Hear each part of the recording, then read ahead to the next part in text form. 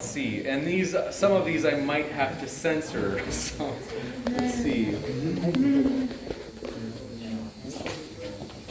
So, John Rappert said, the moon is in Earth's atmosphere, and since rockets need something to push on, we so could have gotten to the moon. Sometimes as I'm kind of idling rather than debating. He said, so the moon, the atmosphere extends out to the moon, so we could have gotten there because the rocket would have had something to push off of. We allegedly went to the moon in 3 days, and the moon's allegedly 230,000 miles away.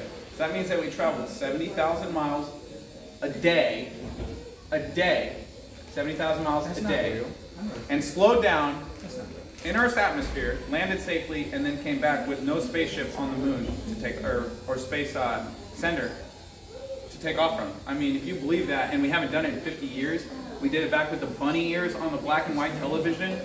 You're kidding me, dude. Gotcha. Thanks so much. We are going to jump to the next one, and then we're going to go to an in-person audience question. Steven Steen says, watching Sexy James live. That's really sick. Thanks, Steven. We appreciate that. Consistent and twisted. Next, we do have an in-person audience question. So thanks so much. We appreciate it. Can I please say, let me introduce this person. This is Ruben right here. He's a good friend of mine, but he's not necessarily a globe earther. So he's not here to troll or anything like that. He just has a question. So I'd like to let him ask it. Okay, so I don't know if any of y'all have been to Cabo, but there's like arches, and then there's like a mountain. Or if you've been deep sea fishing in Cabo, that's where it leaves from. So leaving from there and not seeing it anymore, if I were to put on binoculars, could I see that mountain again if it goes under the horizon? Yeah, well, that depends on atmospheric conditions, on if there's waves in the way. There could be waves in the way. I'm talking about subtle waters. Let it go under the horizon, watching it go under the horizon, lowering. Yeah. Because, I mean, essentially that's what I figure it would do, as what everything does when you drive away from it, kind of lowers under the horizon. So with it lowering under the horizon, if I were to pull out binoculars, could I see it? That's a hypothetical. Yeah, it's hard to answer an hypothetical like that. We can see too far. We can see that if Earth's a ball 25,000 miles around, then there should be a measurable vertical drop of 8 inches roughly. Besides numbers, being visual and being a person that has eyes, and you know, you're a smart person, and you know, with watching, say you're on the boat, and you can have binoculars, you can have every kind of meter that you want to, and you're watching the mountain go below the horizon, completely below the horizon, and you pull out your binoculars. Yeah. And you pull out your binoculars. There shouldn't be a factor on if you can see it or not. There is. It's the aperture. Okay, The so amount of light being intaken through the optical. how much of it can you see then if it goes completely below the horizon?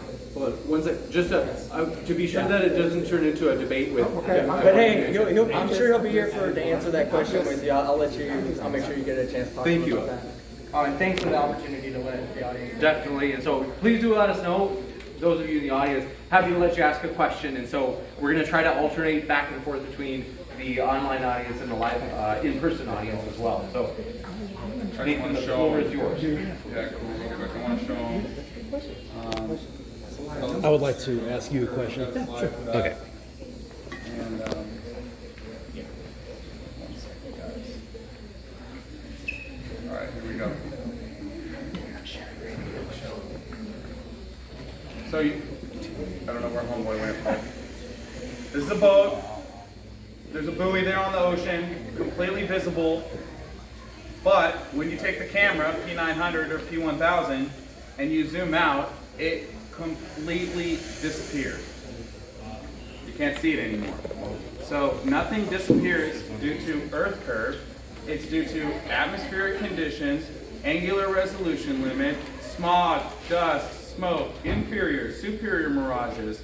There's lots of reasons things could disappear, but it's never Earth curve, okay? Because one, we see too far, and yes, the objects in the horizon that have disappeared, if you zoom in on them, they're still there. Now, you can't zoom in infinitely, because telescopes, binoculars, our eyes, all obey the laws of perspective.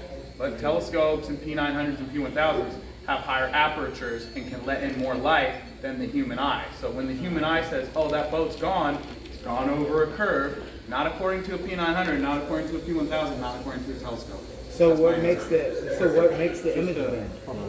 Just get through as many questions. I know I'll make sure he gets to you after we're all done with all this. we're definitely gonna kind of go back and forth between. So next one is Alan H said, ask Nathan how GPS works on a flat Earth. Yeah, just instead of global positioning system, just pretend it's ground positioning system. They've got over 600,000 towers in the US, 6 million towers worldwide. There's no reason to believe that your cell phone's working because metal boxes above your head fall in a circle. Any box above your head that is falling, move out of the way because they don't fall in a circle. Gotcha. Yeah.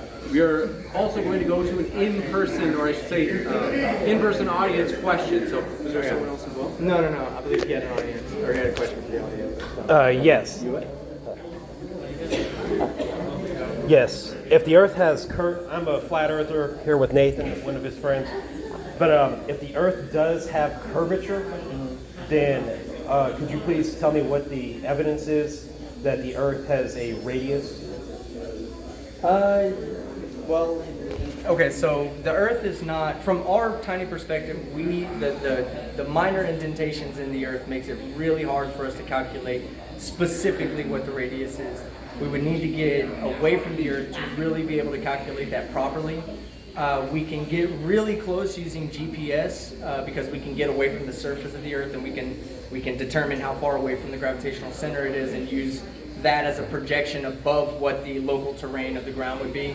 But to the best evidence for the actual radius of Earth is going to be one of the many pictures that we have from space that you can, go in and look at what the lenses are and the cameras are that take those pictures, and determine based on the pixel width and the specs of the cameras, you can get a general estimation of the shape of the Earth or the size of the Earth. From that, it's not even an estimation about the shape of the Earth. It's actually just an estimation about the size of the Earth, and it would be the most correct, the most accurate representation we could get.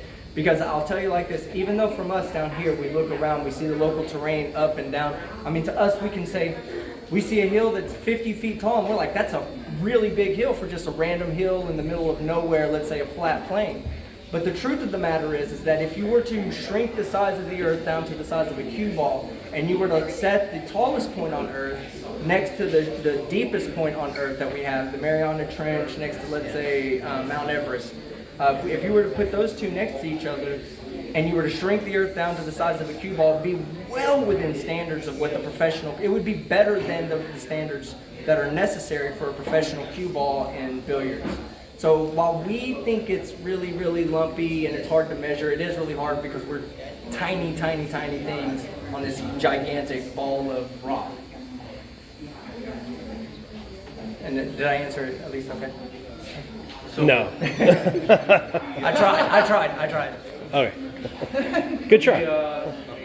We do have significant buffering, so we might have to have a pretty abbreviated question and answer. So we're sorry about that, folks, but we will definitely ask the next one from Angel Garay. Thanks for your super chat. Who asked, where is the gradients inside a tire? I love that question. A car tire is not a closed dynamic system, it's a closed static system.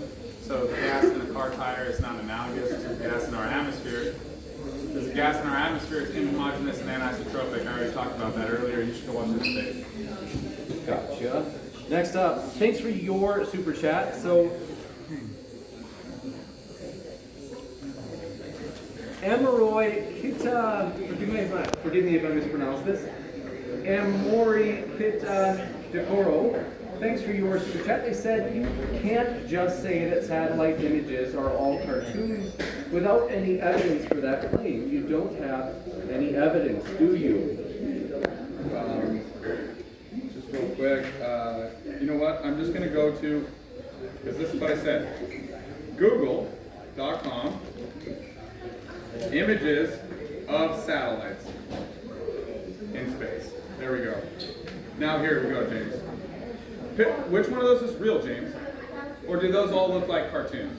Just be honest, as a moderator. Are any of those real, or are those all obviously cartoons? Honestly.